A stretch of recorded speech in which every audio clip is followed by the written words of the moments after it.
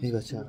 هر تو بگرده امسی بگرده ای شیرونه بگم خلق توجیه 100% اما همه 100% رحمت بگم مردم خدمت هست خدمت کردی که دستگیری میکنم هزار رحمت خدا 100% انشالله اكو بجوی دستور کریم بچو السلام علیکم برادرای عزیز امیدوارم که خوب هستین ساق سلامت هستین خیلی شما دیدین برادرای عزیز برای همون برادرایی که مناقشه که گذشته ده برادر محکم کردیم در شهر سنت پترزبورگ خاطر برادرمون حاجی اومدیم حاجی خدمت شما سلام دوستان عزیز خداوند نگهبان هر یک کدوم شما باشه اولش پروردگار با شما است که چقدر مردمی نیازمند کمک میکنید مردمی مسلمان مردمی سربلند تاجیکستان مردمی بننگ و ناموس خداوند از شما راضی باشه شیر بچه‌ای که یک کار کردن ما از کار یا راضی نیستیم خیلی احسای بلاگرها که سه برادرها ویدیو کردن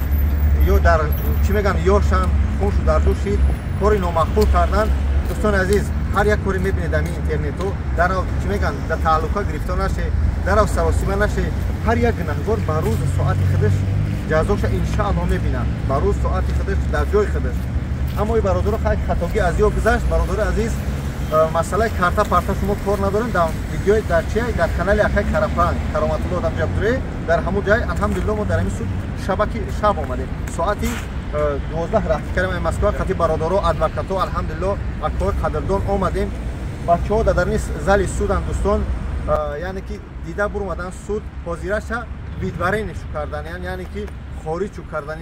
یعنی که برادر الحمدلله خیلی بیس اومده اکه محمد خیلی خلاصه خیلی بچه‌ای هستن که پس اکران اون شو گرفتن در طول نیست ما هم دک از دهمی اکران گام میزنیم از همت میندارم که همه خسته شده اما دوستان خدا یک بار دیگه خواهش میکنم خدا یه سرجم شین همه تا دوست میدارم دوستان عزیز با ما در 213 کودکس جنایی فدراسیون روسیه بگیم پرونده آغاز شدگی ای چاره پیشکی انتخاب نشده از دوستان مهربان فقط انتظار باشه ویدیوهای نو حرکت میکنیم که معلومات پیدا شه ان شاء الله با شما برسونیم رحمت برای دستگیریتون اخیل انگرجون از اون گفته باشی خوب برادر ما چی گفتن برادر عزیز در حق هم برادر دعا کنه خیلی بوجو گفته که کارتا در دست کیه در نام کیه همونجا ما با او کار نداریم کار ما قدر بود که الحمدلله که همین برادر رو ادوکات قطعی همین خیلی دیدن الحمدلله عادت نو چیزی بیان برادر همو قدر در حق نو دعا کنه دیگه هیچ جزاک الله خیر خداوند مشکلی هم برادر را آسان کنه الله اکبر دوستان عزیز این سود ساعت 12 شب مسکو برآمدیم که ساعت 8 سر در سود شیم الحمدلله خیر برادر دیدیم این ویدیو اکش در سرش مونده حرکت من موبایل لنگری یعنی که حرکت کردیم نه برای پکازو فقط الحمدلله کمک کردیم برادرها را اومدیم یعنی مقصد نیت یگانه ما ادوکاتی به قوت آوردن بود اکای شوکت جان که الحمدلله همه وقت در خدمت مردمی مسلمان مردمی تاجیک در فدراسیون روسیه طول دوونیم سالش همکاری میکنیم خاطرش الحمدلله کار دست دادیم فقط خواهش میکنم انتظار شه برادران بلاگرایی که هستین خواهش میکنم همین چیزا پهن نکنید که میبینیم بسیار چیزا ما خودمون رکلام میکنیم یک سکی تاجیک خطا مینه یک جو یک کار میکنن در خودمون بگیم رسپرسنت میکنیم همه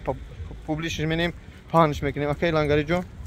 برادرای عزیز خیلی اکثریت دانش سنت پترزبورگ خیزن بیاین نخی ببینین شما برادر جون یگو چی نداره یگو مشکلی نداره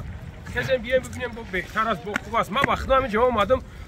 هم بس میکنه که من سه بیچاره که در همینجا الحمدلله همش خوب است کسا که بیاین چیخ بسن در باره هم خدمت ان شاء الله همش خوب میشه رحمت خدا برای همه دستگیریتون